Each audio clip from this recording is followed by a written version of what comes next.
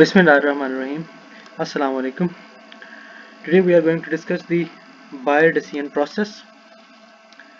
How the buyer is making the decision for the purchasing of a specific product.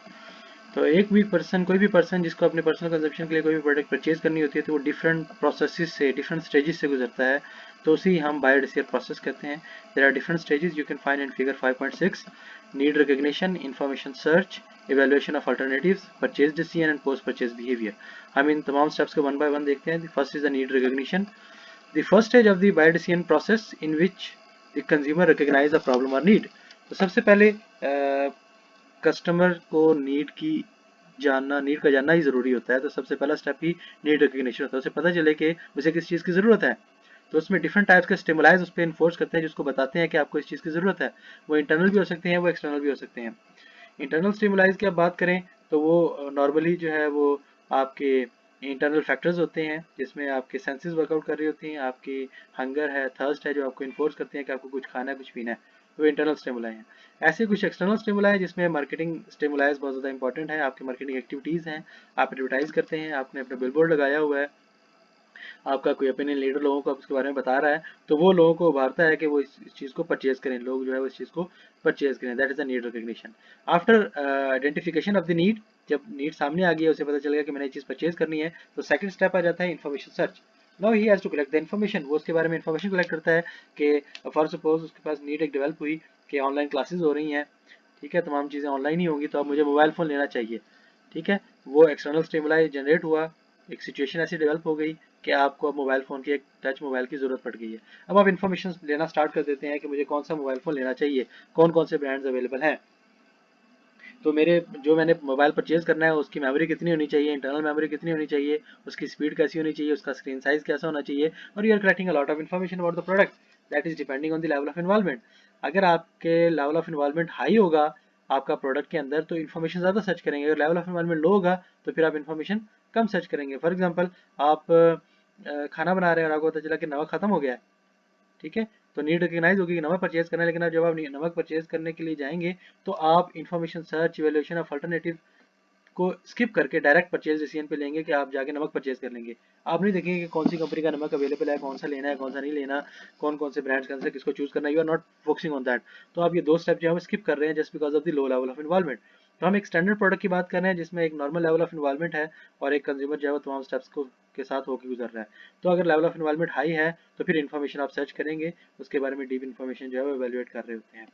तो इसमें आप different sources use करते हैं information collect करने के लिए. पर्सनल सोर्सेज में आपके आ जाते हैं फैमिली मेंबर्स, फ्रेंड्स, नेबर्स और अकेंटेज, जिन लोगों को आप जानते हैं, तो आप उन लोगों से जो है वो इन्फॉर्मेशन कलेक्ट करते हैं. इसके अलावा कमर्शियल सोर्सेज भी अवेलेबल हैं जिसमें थोड़ा फेमस है एडवर्टीजमेंट. कंपनी के एडवर्टीजमेंट देखते हैं, सेल्स पर्सन से इन्फॉर्मेशन लेते हैं, डीलर से इन्फॉर्मेशन लेते हैं, कंपनी की वेबसाइट को विजिट करते हैं, डिफरेंट पैकेजिंग को देखते हैं, जो ब्रांड्स की पैकेजिंग है उनको देखते हैं, डिस्प्ले सेंटर्स बनाए होते हैं उनको देखा जाता है. तो वहाँ पर आप प्रोडक्ट की इन्फॉर्मेशन जो है वो अवेल कर रहे होते हैं. इसके अलावा हमारे पास एक और सोर्स भी है, पब्लिक सोर्स.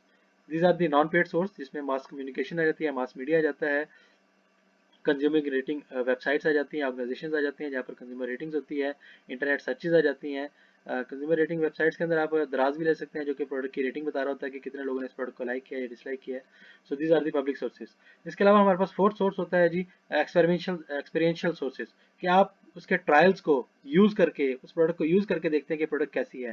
तो this is the handling and examining और यूजिंग द प्रोडक्ट. तो टेस्ट ड्राइव्स की फैसिलिटी ऑफर करते हैं डिफरेंट ब्रांड्स, या साशे ऑफर करते हैं, ट्रायल पैक्स ऑफर करते हैं, या सॉफ्टवेयर में आपने देखा होगा कि 30 डेज ट्रायल, आपको अगर प्रोडक्ट पसंद आए तो फिर आप परचेज करें. तो these are the experiential sources of information. तो डिफरेंट सोर्सेज से इन्फॉर्मेशन कलेक्ट की जाती है ताकि उसको पता चल सके कि उसके पास कौन कौन सी ऑप्शंस अवेलेबल हैं. ठीक है, तो after evaluating the information then they have to go for evaluation of alternatives. तो आपने बहुत सारी इन्फॉर्मेशन कलेक्ट की और बहुत सारे ब्रांड्स आपके सामने आ गया. Stage of the buyer decision process in which the consumer uses information to evaluate the alternative brands in the choice set. तो अब आपने डिफरेंट इन्फॉर्मेशन कलेक्ट की और आपको पता चलेगा कि आप मोबाइल फोन में आपके पास 4 चॉइसेस अवेलेबल हैं. या तो आप सैमसंग का मोबाइल परचेज कर लें, या हवावे का मोबाइल परचेज कर लें, या शाओमी का मोबाइल परचेज कर लें, या वीवो का मोबाइल परचेज कर लें. ठीक है, अब आपके पास 4 चॉइसेस अवेलेबल है. अब आपके जो इन्फॉर्मेशन कलेक्ट की है उसकी बेसिस पर आप अल्टरनेटिव्स को इवेलुएट कर रहे होते हैं डिपेंडिंग ऑन योर प्रेफरेंसेस. ठीक है। अब आपकी भी उस मोबाइल के अंदर डिफरेंट प्रेफरेंसेस हैं कि आपको मेमोरी से ज़्यादा इंटरेस्ट है, उसका स्क्रीन साइज के ऊपर ज़्यादा आपका फोकस है, उसकी बैटरी लाइफ पे आपका ज़्यादा फोकस है, उसकी कैमरा रेजोल्यूशन पे ज़्यादा फोकस है, तो आप किन किन चीज़ों को इंपॉर्टेंस देख रहे हैं। ठीक है, तो आप उन चीज़ों की एक लिस्ट डेवलप करते हैं और उन लिस्ट के अंदर बाकी ब्रांड्स को एवेलुएट करवाते हैं। डिफरेंट वेबसाइट्स हैं जो आपको ये अल्टरनेटिव एवेल्यूएशन के अंदर हेल्प भी करती हैं, जैसा कि वटमोबाइल.com है या जीएसएम अरीना है। इन वेबसाइट्स पे जाके आप डिफरेंट ब्रांड्स को चूज़ करते हैं, डिफरेंट प्रोडक्ट्स को चूज़ करते हैं और वो आपको बताता है कि किस किस ब्रांड में कौन कौन सी क्वालिटीज़ हैं, कौन सा ब्रांड किस में ज़्यादा बेटर है और किस में ज़्यादा पुअर है। तो आप एवेलुएट कर रहे होते हैं on the basis of different characteristics. तो आप ब्रांड्स को एवेलुएट करते हैं और उसके बाद आप डिसीजन पे पहुंचते हैं, परचेज के डिसीजन पे, purchase decision. So purchase decision means the buyer decision about which the brand to purchase, कि कौन सा प्रोडक्ट परचेज करना है आपने। तो that is depending on the previous step जिसपे आपने इन्फॉर्मेशन की बेसिस पे एवेल्युएशन की थी। अब आप उसमें किसी एक को चूज कर रहे होते हैं, आप इंटेंट कर रहे होते हैं कि आपने उस प्रोडक्ट को परचेज कर लेना है। ठीक है, अब इंटेंशन टू परचेज और फाइनल परचेज डिसीजन के दरमियान डिफरेंट अनएक्सपेक्टेड इवेंट्स अकर हो जाते हैं, वो फैक्टर्स हो सकते हैं जो कि आपकी चॉइस को अफेक्ट कर सकते हैं। फॉर सपोज आपने रात को डिसाइड कर लिया कि आप एक ब्रांड ए को परचेज करेंगे और सुबह उठ के जाते हैं तो आपके जो वॉलेट था वो चोरी हो जाता है और आपके पास अब उतने पैसे नहीं बचते कि उसको परचेज कर सकें, तो आपको दूसरे ब्रांड की तरफ जाना पड़ेगा। या सुबह आपको पता चल जाता है कि आपकी जो सैलरी आनी थी वो नहीं आई है, अब आपको 1 महीने बाद सैलरी मिलेगी, आपका डिसीजन चेंज हो सकता है। हो सकता है कि आपको जॉब से निकाल दिया गया है, तो आपको भी डिसीजन चेंज, अनफॉर्चुनेट इवेंट्स कुछ भी हो सकता है जिसकी वजह से परचेज इंटेंशन और परचेज डिसीजन के दरमियान कोई अनफॉर्चुनेट इवेंट आ जाए, तो उससे भी आपका परचेज डिसीजन जो है वो डिस्टर्ब हो सकता है।